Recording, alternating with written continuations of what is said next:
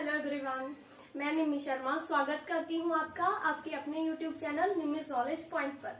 तो आज हम पॉलिटी पढ़ने जा रहे हैं और पॉलिटी में भी हम लोग पढ़ने जा रहे हैं 1773 का रेगुलेटिंग एक्ट, जो बहुत इंपॉर्टेंट है किसी भी एग्जाम के लिए। चाहे आप कोई सिंपल एसएससी सीजीएल का एग्जाम दे रहे हैं, क्लरिकल का दे रहे हैं, या कोई टीचिंग एग्जाम दे रहे हैं, या फिर आप यूपीएससी का एग्जाम दे रहे हैं, हर जगह ये जो एक्ट है आपके लिए बहुत इंपॉर्टेंट है।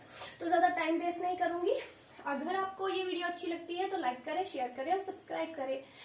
तो देखिए 1773 का रेगुलेटिंग एक्ट क्यों आया, कौन लेकर आया, कब आया, तो उसके लिए थोड़ा सा हमें इसकी हिस्ट्री जाननी होगी।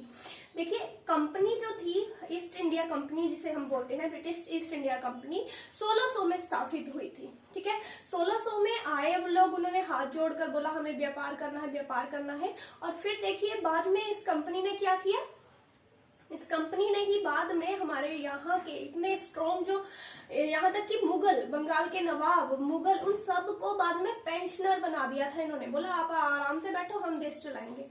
तो कितने हद तक ये आगे बढ़ चुके थे, और प्रशासन तो ये करने ही लगे थे, साथ साथ में इन्होंने राजनीति भी शुरू कर दी थी।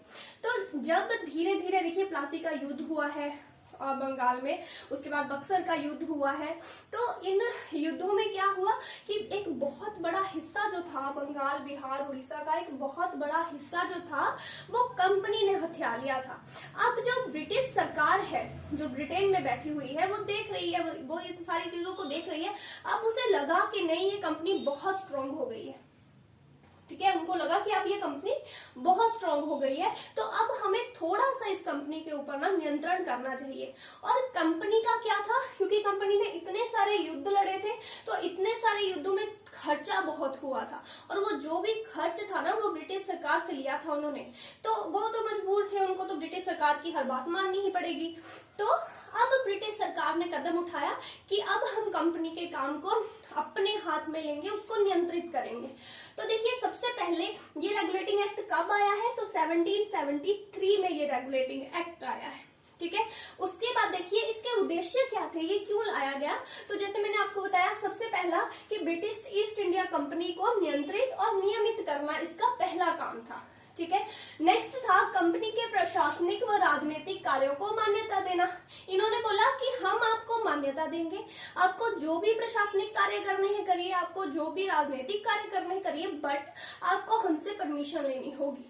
मतलब अब कंपनी जो भी कार्य करेगी उसके लिए पहले उसको ब्रिटेन सरकार से इजाजत लेनी होगी, अपनी मर्जी से अब वो कुछ नहीं कर सकते हैं। तीसरा इनका था केंद्रीय प्रशासन की नींव रखना। केंद्रीय प्रशासन मतलब एक केंद्र होगा जो मजबूत होगा, जिसके अंडर सब काम करेंगे। तो केंद्रीय प्रशासन की नींव इन्होंने रखी। इन्होंने बोला सेंटर में ब्रिटिश सरकार रहेगी। सेंटर में कौन रहेगा, ब्रिटिश सरकार, उसके हाथ में सारी पावर रहेगी और उसके अंडर ही कंपनी काम करेगी। ठीक है, तो ये तो तीन पहले इनके उद्देश्य, जो मेन उद्देश्य थे वो है। उसके बाद देखिए 1773 का जो रेगुलेटिंग एक्ट था उसके अंदर क्या क्या कार्य किए गए।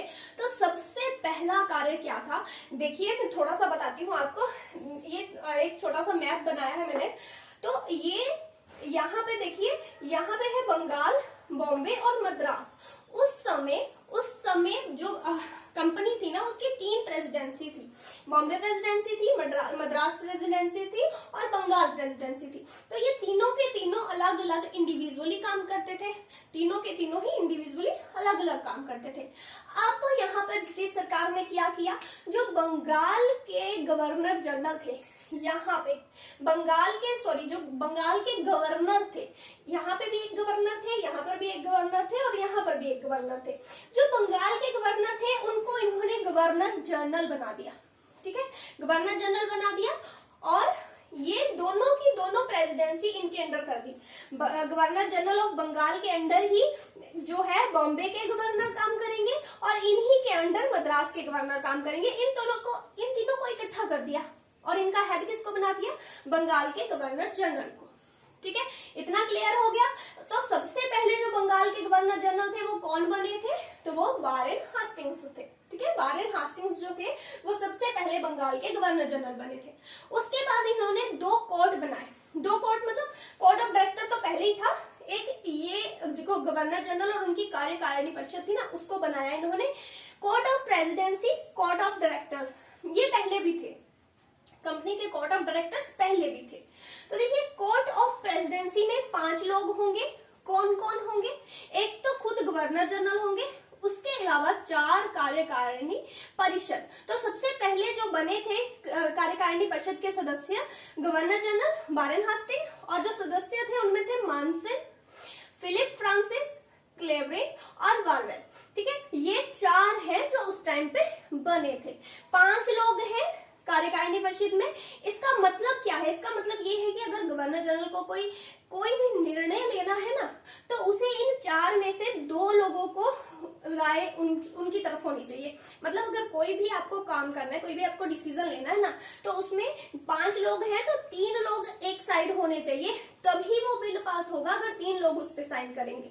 ठीक है, तो मतलब वारेन हेस्टिंग को यहाँ से 2 लोगों की सहमति चाहिए होती थी, और इनका कार्यकाल कितना रखा गया था? 5 वर्ष। उसके बाद देखिए कोर्ट ऑफ डायरेक्टर्स, ये 24 थे, ये पहले भी 24 थे, अब भी 24 है, इनकी संख्या पर फर्क नहीं पड़ा है। कंपनी की गवर्निंग बॉडी थी ये कंपनी का काम देखेगी, बट ये कंपनी का काम सिर्फ देखेगी नहीं, इसको कंपनी को क्या राजस्व हो रहा है, क्या उसके सैन्य मामले हैं, उसके नागरिक मामले हैं, वो सब जो थे उसकी जानकारी उसको ब्रिटिश सरकार को देनी पड़ती थी। ठीक है, जितने भी राजस्व मामले हैं, सैन्य मामले हैं, नागरिक मामले हैं, इन सब की बोला किसको देनी पड़ेगी जाकर आपको? सूचना ब्रिटिश सरकार को। और इनका कार्यकाल 4 वर्ष का था, पहले 1 वर्ष का होता था इनका कार्यकाल, अब 4 वर्ष का कार्यकाल था इनका। तो ये तो थी 2 चीजें। इसके अलावा एक सुप्रीम कोर्ट बना है, तो उसको हम पढ़ते हैं।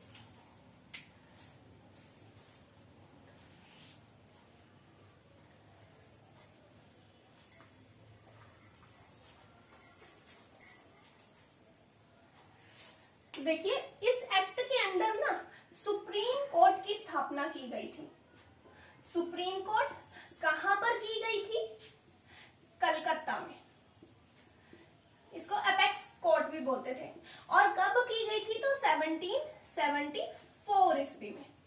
ठीक है, इस एक्ट के अंडर अगर आपसे पूछा जाता है कलकत्ता में सुप्रीम कोर्ट की स्थापना किस एक्ट के अंदर की गई, तो 1773 का रेगुलेटिंग एक्ट था, इसके अंदर की गई। और कब की गई? तो 1774 में की गई थी। ठीक है, सुप्रीम कोर्ट की स्थापना की गई कलकत्ता में 1774 में। इसके कितने मेंबर्स थे? 4 मेंबर्स थे। एक तो थे मुख्य न्यायाधीश,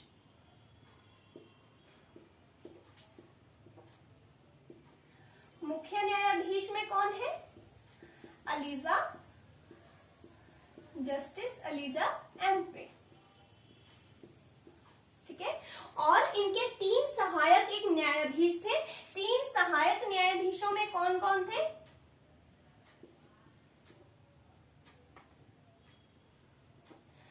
तो इनमें है सबसे पहले स्टीफन लिमेस्टर, चैम्बर्स, और एक है जॉन हाइट। John height. तो एक सुप्रीम कोर्ट की स्थापना की गई कलकत्ता में 1774 में। उसके 4 सदस्य थे। सबसे पहले मुख्य न्यायाधीश अलीजा एम्पे है, और न्यायाधीश जो अन्य न्यायाधीश है वो है स्टीफन लिमेस्टर, चैम्बर्स है और जॉन हाइट है। ठीक है, और अगर आपको सुप्रीम कोर्ट से के भी अगर आप फैसले से खुश नहीं है ना, तो फिर ब्रिटेन में प्रिवी काउंसिल है, वहां पर आपको जाना होगा। ठीक है, तो ये हुआ। उसके बाद इन्होंने क्या बोला कि कोई भी कंपनी का कर्मचारी किसी भी तरह का निजी व्यापार नहीं करेगा। फिर बाद में बोला कि अगर आपको निजी व्यापार करना भी है तो आपको लाइसेंस ले सकते हैं, लाइसेंस होना चाहिए आपके पास, बट निजी व्यापार पर बिल्कुल इन्होंने रोक लगाई। बोला कोई भी कंपनी का जो कर्मचारी है वो निजी व्यापार नहीं करेगा, और ना ही ये किसी भी भारतीय से उपहार लेंगे। किसी भी भारतीय से कोई उपहार नहीं लिया जाएगा, और किसी के साथ भी किसी भी कंपनी के कर्मचारी को बोला निजी व्यापार करने के लिए इन्होंने रोक लगा दी।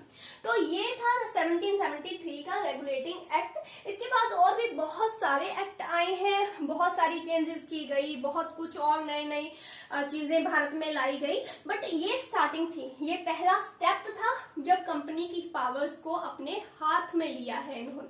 ठीक है, तो आज के लिए इतना ही।